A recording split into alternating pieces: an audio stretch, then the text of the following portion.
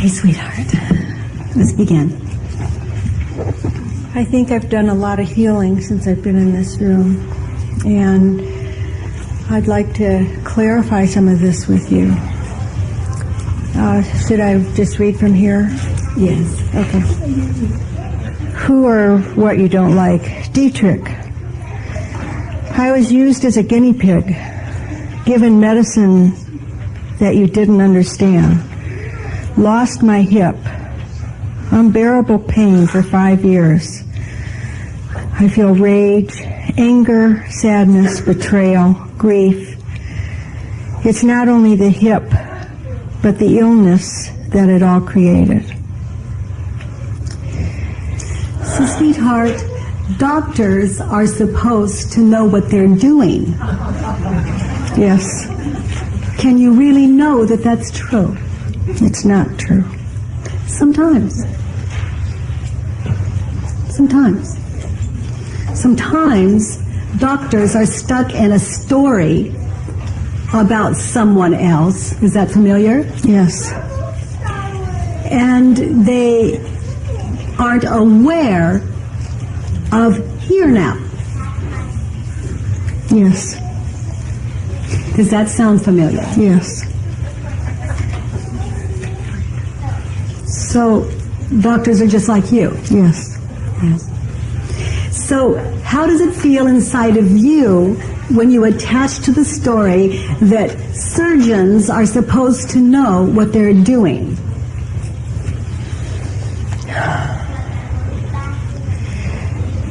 What I've realized in this room over this weekend, it's not just about my hip.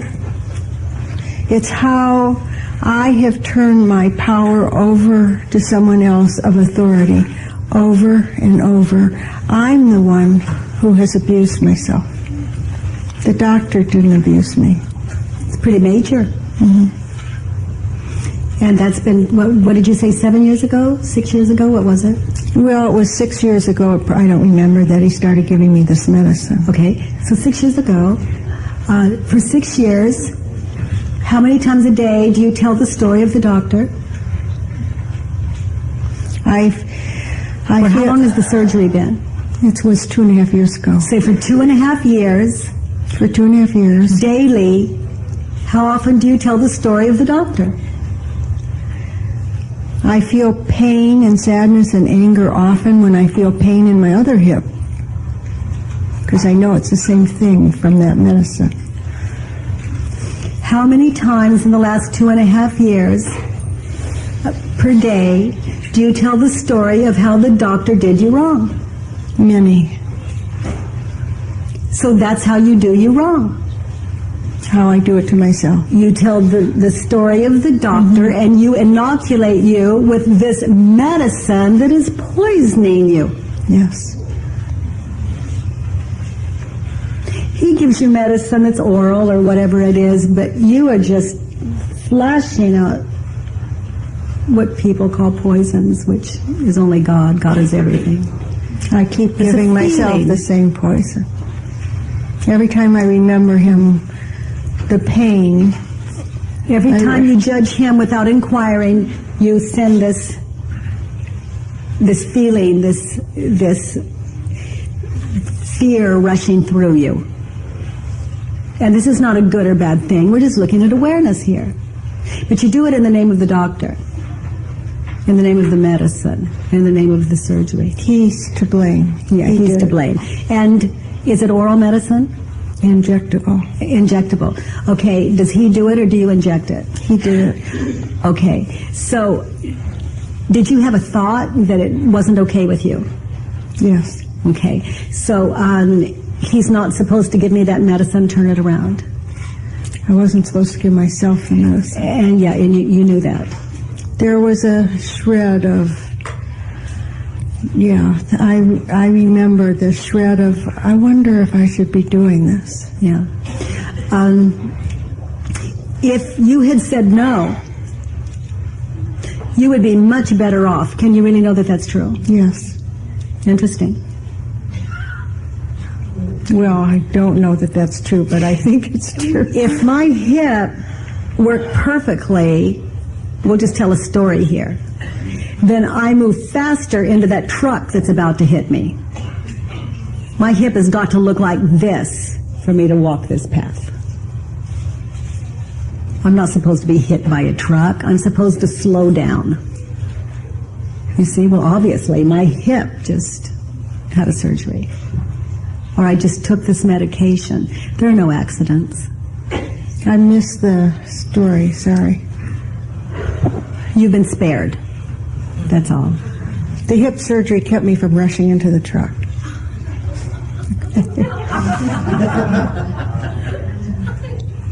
No accidents.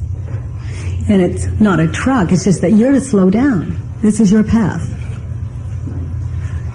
Your medicine is this now. Perfect. I like to say that the smog I breathe, what people call smog, the medications the doctors have given me, the food that I eat, the feelings I feel, everything is the perfect medicine I need all of my life to be here now with you in this way. Without all of that, it could not be this sweet. Everything is homeopathy. We call it terrible. I have a grandson that says, it's not.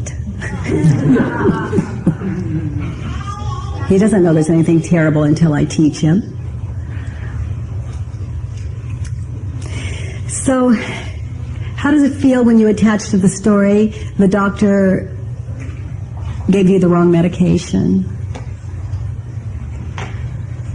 It feels awful. It's shitty. I hate it. So can you see a reason to drop the story? And I'm not asking you to drop it. Again, this is what you worship. This is your religion. The religion of the doctor did me wrong. Who needs God when you got this religion? I could get past it. And can you see a reason to drop it? And I'm not asking you to drop it. Some of you have major lawsuits going. My goodness, it could cost you some money. Can you really know that? Can you really know you wouldn't enter a court of law in peace and let a judge decide? I decided not to sue him because I couldn't do it. Can you see a reason to drop the story? Yes. And those of you new to the work, this work is not about you letting go. Letting go is an outdated method that never worked.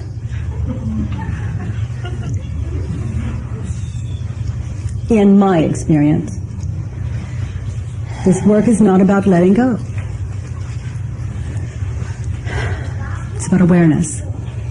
Can you see one good reason to keep the story that is not stressful or painful? I think, Katie, one of the reasons I've held on to this story so what long... about inquiry? Okay, all right. Yeah. We have tried to think ourselves out of this forever. Didn't work. Didn't work. Adam, said to God, she did it. I'm innocent. And he said, sweetheart, go inside. Is that true?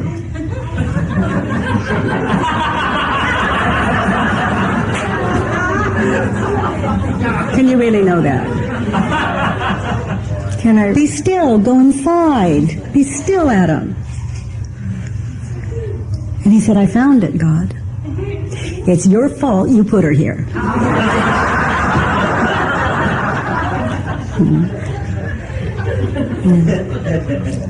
The truth is I did it to myself. Yeah, it's a turnaround. Mm-hmm. Can you see a reason to drop the story? Yes. So, read that one again, the way you wrote it. I was used as a guinea pig. Is that true? Is that really true? Can you really know that that's what he was doing? He was using you as a guinea pig?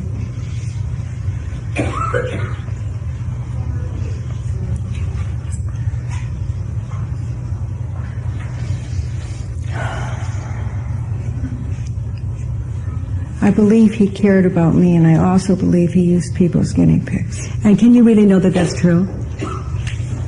I don't really know that that's true. Isn't that amazing? What happens inside of you when you attach to that concept like it's true?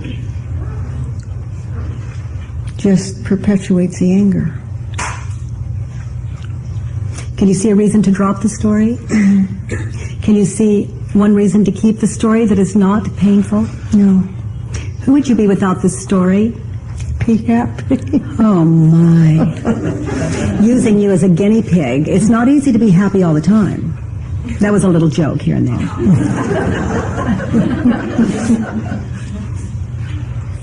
So he was using me as a guinea pig, turn it around? I was using myself as a guinea pig.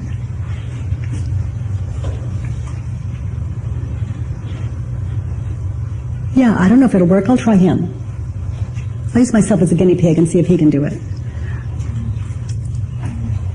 Which is okay. I think that's true. It would have to be as true or truer. There's nothing outside of you. If I'm suffering, I have to look to me. I can't look to you. I am my own salvation. I did look to him to fix me. He used you as a guinea pig. Mm-hmm. And again, it's okay. Let's look at the next one, number 2. I'm doing it again. Dietrich, help me either heal my body or help pay me financially. So he should help pay you financially. Mm-hmm. Did he do his job? You went to him. He has the credentials. He gave you what he had. That's it. Why should he help you financially? Here's the deal. Here's my license. Here's my office. I didn't ask you to come.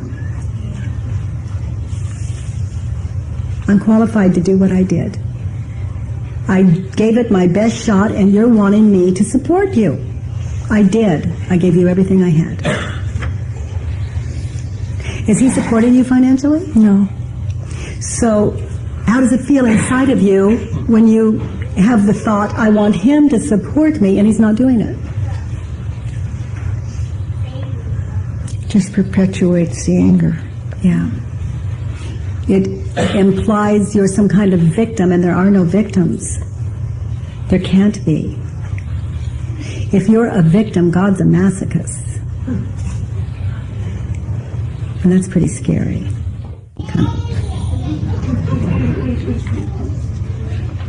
I think that's the essence of what I got by watching what was happening here, is that I have perpetuated being the victim. Drop the word, I think I have. I have perpetuated. Yeah. I've done it. Yes. Isn't that good news? Now you can begin. You can give you everything you wanted the doctor to give you. You want him to support you? Turn it around. I am supporting myself financially. Yes. Yes. And I am. Yeah. And very well. Mm-hmm. That's much sweeter.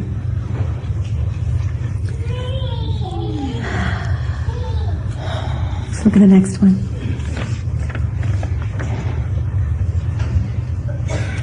Dietrich should feel responsible, take responsibility. He should offer to help me get well. He should feel sorry. He should apologize. He should be more careful than that.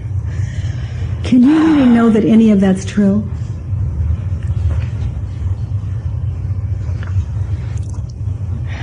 Which one has the most charge on it for you?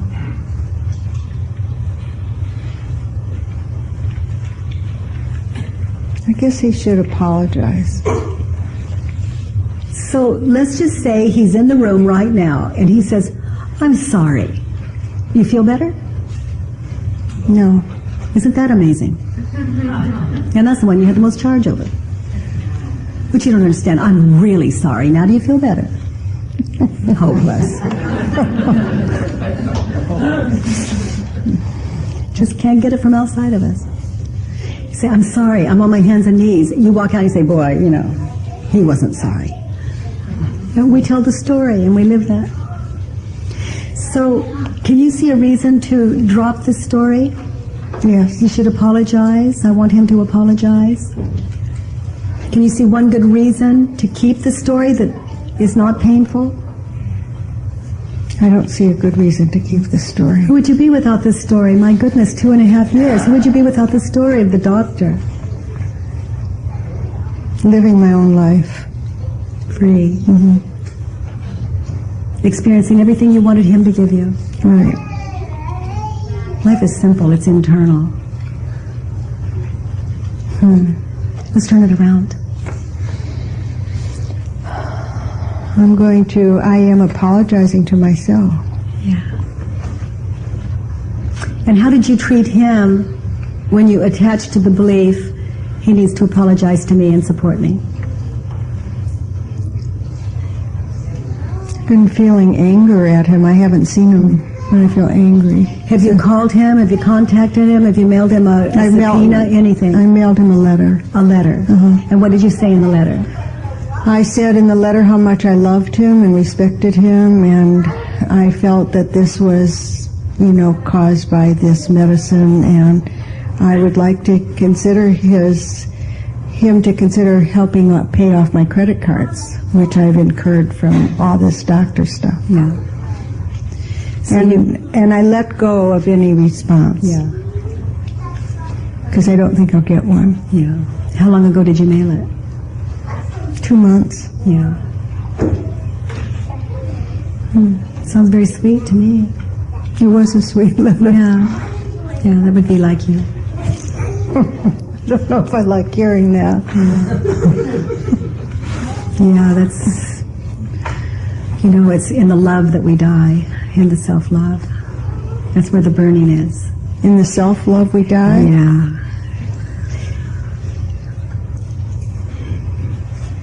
That's like the final burning. Love is all-consuming, because that's what we are.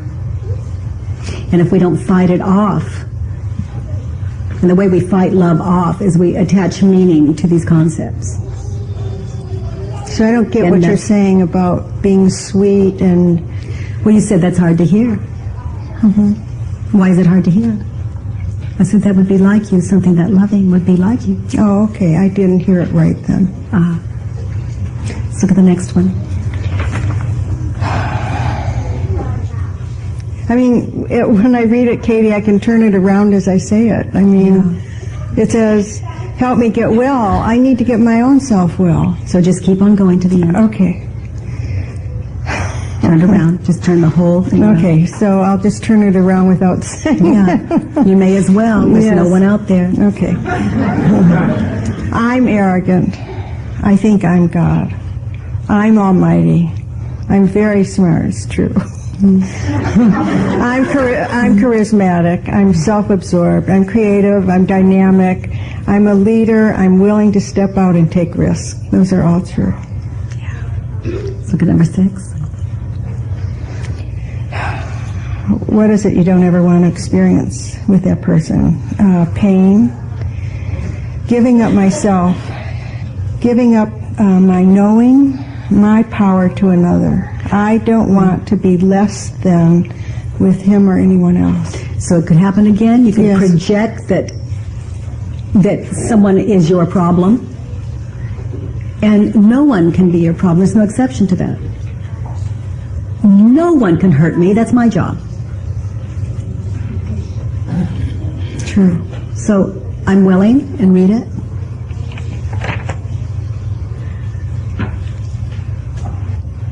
Amy, I don't get it. Turn it around. Read it the way you wrote it.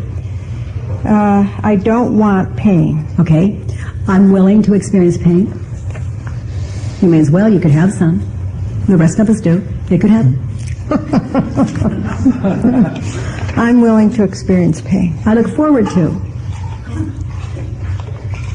It could happen. I'm willing. I look forward to pain. Yeah. Does it feel a little more natural?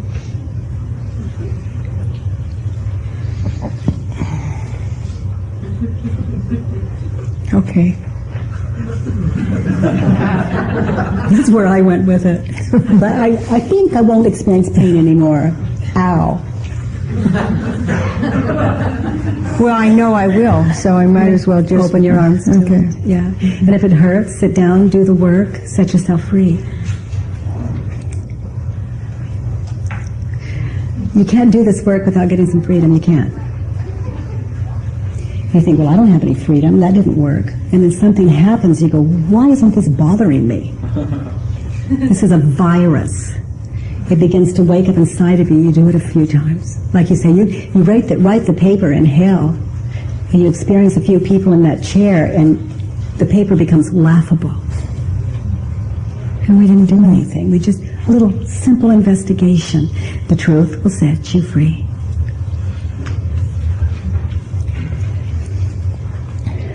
If, I like to say a child, or we could say, if you put your hand in the fire, does anyone have to tell you to move it? No. Do you have to think about it? I think I'll move my hand. This really hurts. I think I'll move my, well, I can smell it burning now. Well, you know, I think I'll move my, should I, shouldn't I? Well, I think I'll wait. No, gosh, I'm confused. I don't know, should I really? What's honest? No. Start to burn, you move it. No thought there. You just know. It's like it moves itself. Okay. You do this work, and you look at a concept. The doctor used me as a guinea pig. Can I really know that that's true? What do I get for holding the belief? The flame. Can I see one good reason to keep the belief that is not painful?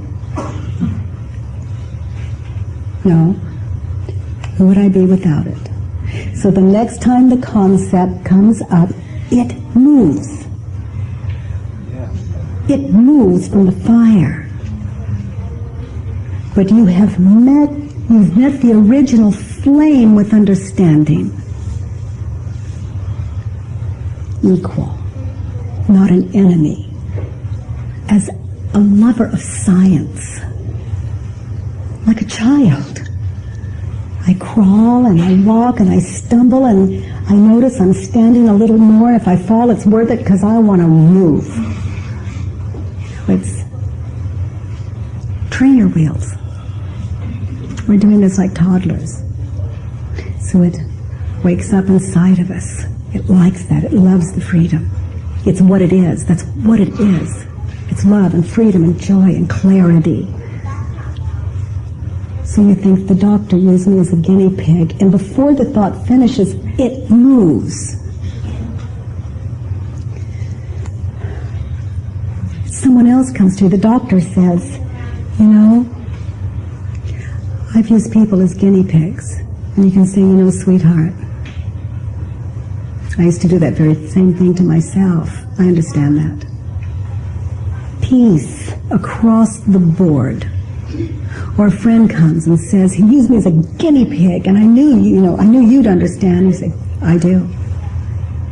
I used to believe that also. And you could be right. And here's what I did. I was sick, and I healed myself. Okay, feedback for this wonderful one. Yes, Angel. You just did my story. Another story? Thank you very much. Thank you, really. When I was 3 years sober, I was in an extraordinarily wonderful relationship in New York City with this lady. And something happened. She moved to something. And I went to my head that the reason she moved was because she didn't want to go with me. And I went to this major depression, and my sponsor recommended this particular psychiatrist who gave me a prescription of 300 milligrams of Tofenol that blew my thyroid. I went into a chemical psychosis that lasted almost until I died. And I traveled to California looking for a cure. I went to New York, New Jersey. I said goodbye to my children. I brought out my will. I wasn't going to have this thing removed. They tell me you have to get the thyroid removed. So I blamed this doctor, and you're very kind talk to him the way you did. This was the dirtiest, rottenest bastard on earth. I mean, he was a horrible son of a bitch. And to do, you know, I just went on and on with it. And I really got, and I'm not, you know, I'm an infant in this, but I really got that I'm responsible for it. You know, I truly am. I'm really responsible for it. I just processed, you know, while you're doing your piece up there, I was processing this myself and answering the questions for myself. Yes, Angel. And I would hope that that's why you're here. And good. Yeah. And it's just a freeing experience to know that I'm here. That no, I'm right here. And had it not perhaps been for that or whatever, I might not have been here. You know. The doctor was the medicine that brought you here. Yes. Always, wherever we are now. Yes. So you may write him a letter and let him know what you discovered about you. I'll do that. For your sake. Yes, I'll do that. Yeah. I'll write my sponsor too. Yes. Yes, Angel. We haven't spoken to him in a number of years. Yeah. You might thank him also. Yeah, I will. Yeah. Okay, any other feedback on this? Good kid. You know, just when the revelations began, it's unending. Yeah.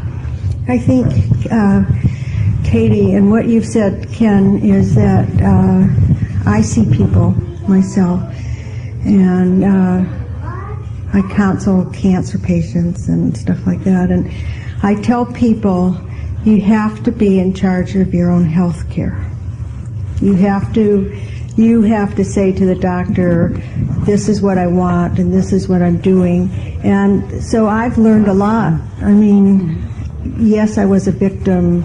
I feel myself to have been a victim, and I also am using that experience to help others to be more in charge. Yes. And when you hit a freedom, for example, like you're doing today, we do the same thing we were doing. We just do it from a more comfortable place. We have a lot more energy to work 18 hours a day and rather than just 12. And that's the difference between doing it from anger and resentment or from peace.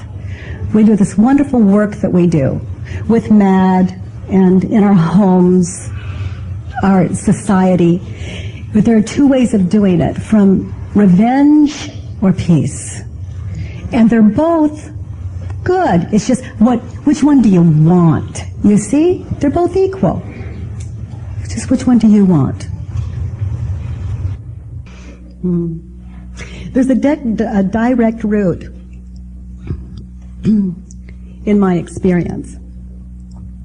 And those of you that have a problem with the G word, the God word, just take it where you take it. It could be nature, it could be what is, could be truth, whatever that is for you.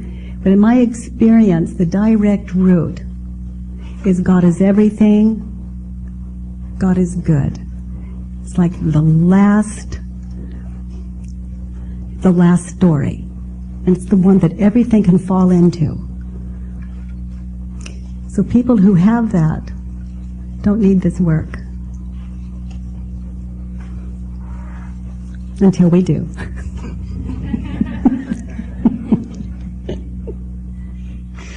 So God is everything but not cancer. Everything. Everything. Everything. And it's good. The mind speaks a story of what that is and scares itself. Cancer was never that unkind. Now.